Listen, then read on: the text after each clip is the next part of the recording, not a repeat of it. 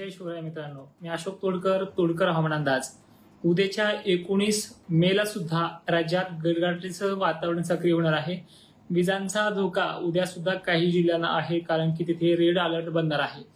वातावरण गरमीच्या लेवलमुळे पाण्याच्या थेंबाची जाडी ही वाढते आहे। ह्युमिडिटी नावाचा प्रकार देखील तुम्हाला सातत्याने सांगितला आहे।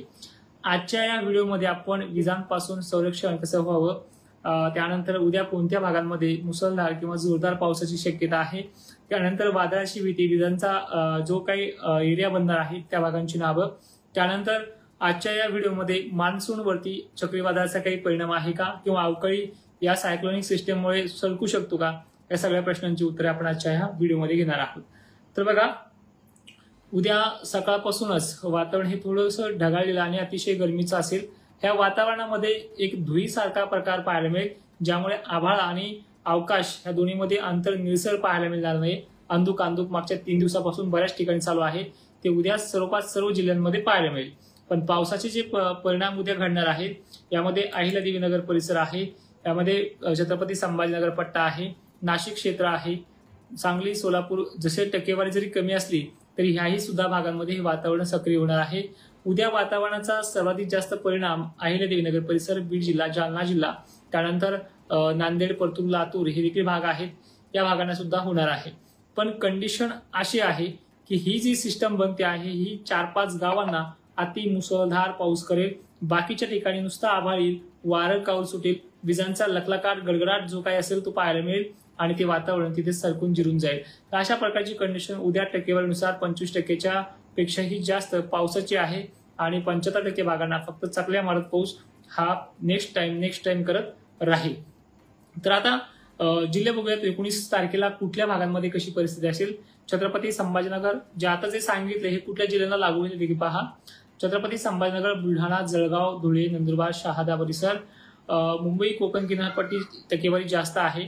त्यानंतर सांगलीला टक्केवारी कमी जरी असली तरी पाऊस गडगडाटी वातावरणाचा राहणार आहे। त्यानंतर धाराशिव, तुळजापूर, इंदापूर, पुणे हे भाग, सरळ पश्चिम महाराष्ट्र सर्व जिल्ह्यांमध्ये ही कंडिशन खराब आणि अतिशय पावसाची राहणार आहे। टक्केवारी मात्र 35 आणि 30 आहे। 70% भागांना फक्त चकल्या मारणं किंवा पतवून पाणी वगळणं किंवा पेंडवलतं पडणं अशी राहील। 30% भागांमध्ये प्रत्येक जिल्ह्यांमध्ये हा पाऊस जोरदार बसेल। ही 19 मेची कंडिशन आहे। त्यानंतर मराठवाड्यातल्या सर्व जिल्ह्यांना असा भाग बदल स्थानिक लेवलला झाल्यासारखा, वातावरण धुरकट असल्यासारखं ही कंडिशन पाहायला मिळणार आहे। यामध्ये गरमीची लेवल देखील अतितीव्र राहील। त्यानंतर विदर्भात सुद्धा पाऊस आहे। लोणार काही ठिकाणी, देवगडच्या बुलढाणा जिल्ह्यात बऱ्याच ठिकाणी वातावरण सक्रिय होऊन पाऊस होईल। वाशिम आणि हिंगोलीचं कनेक्शन असं आहे की या भागांमध्ये टक्केवारी जरी कमी असली तरी वाशिमच्या बऱ्याचशा भागांमध्ये पाऊस उद्यापासून सुद्धा सुरुवात करणार आहे। मित्रांनो, हे झालंय उद्याचा शेड्यूल। आपण परवाचा माहिती तर बघणारच आहोत, पण 23 आणि 24 मेची कंडिशन बघा। एक सायक्लॉन अरबी समुद्रामध्ये तयार होते, एक चक्रीवादळ अरबी समुद्रामध्ये चांगला घेरा घेते। त्यामुळे हे जे बनलेलं गरमीचं वातावरण आहे, हे जे बनलेलं अवकाळी पावसाचं वातावरण आहे, ज्यामुळे विजा, अवकाळी, मुसळधारपणा चालला आहे, हे सायक्लोनिक सिस्टम ह्या चक्रीवादळामुळे या राज्यातल्या ह्या पावसाला बराचसा परिणाम करणार आहे। चक्रीवादळ किंवा सायक्लोनिक सिस्टम ज्या अर्थी मुंबई कोकण किनारपट्टीवर धडकेल किंवा तो ह्या आलेला मान्सून सुद्धा कुठेतरी भरकटू शकतो, पण ह्या बनलेल्या अवकाळीला हा जवळपास 3 दिवसामध्ये, बनल्यापासून 3 दिवसात कोणत्याही क्षणी, म्हणजे 27-28 तारीख सहज आहे, तर त्या तारखेपर्यंत ह्या विजांचा वगैरे प्रभाव चालत राहील। त्यानंतर हे राज्यातली परिस्थिती नॉर्मल मान्सून सारख्या पावसाची सरत राहील, जिथे विजांचा कडकडाट, विजांची भीती ही फारशी इथे पाहायला आपल्याला मिळणार नाहीये। तर आता बघा, पुनश्च एकदा विजांच्या बाबतीत आपल्याला बोलायचं होतं की ह्या काळामध्ये मोबाईल वापरणारे शेतकरी असतील, मोबाईल यूज करणारे बरेच जण असतील। आपण म्हणतोय आभाळ तिकडे गरजत आहे, ठीक आहे, आभाळ आपल्यापासून 5 किलोमीटर लांब आहे, पण आभाळाची एक स्केल आपल्या छतावरती सारखी येते आणि त्यामध्ये सुद्धा अल्ट्रा सिरस ऍक्टिव्ह कोलमस नावाच्या ढगांमध्ये हा विजांचा प्रभाव जास्त असतो।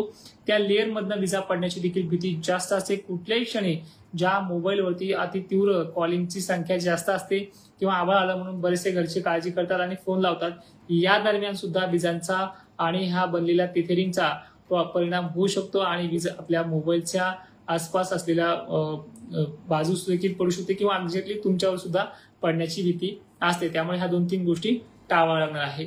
झाडाखाली जनावरं बांधणं देखील ह्या काळामध्ये चुकीचं ठरणार आहे. एक तर वाऱ्यामुळे, वादळी वाऱ्यामुळे झाड उन्मळून पडणं किंवा विजांचा प्रादुर्भाव त्या ठिकाणी जास्त असतो.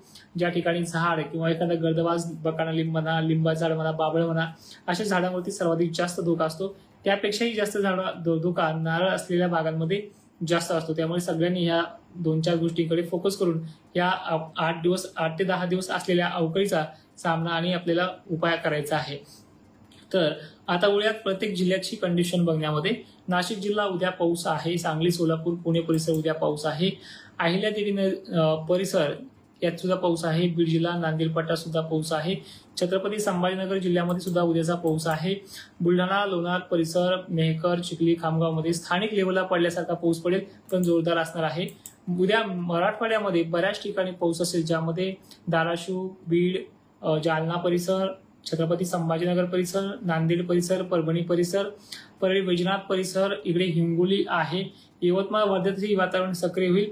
नंदुरबार या जिल्ह्यामध्ये सुद्धा काही ठिकाणी पाऊस असेल, पण धुळे, साक्री भागामध्ये बऱ्याच ठिकाणी असणार आहे. नागपूर, अकोला, अमरावती इथे सुद्धा वातावरण हे सक्रिय असणार आहे. वातावरणाचा प्रभाव अधिकरित्या बनणार आहे. त्यामुळे शेतकऱ्यांना देखील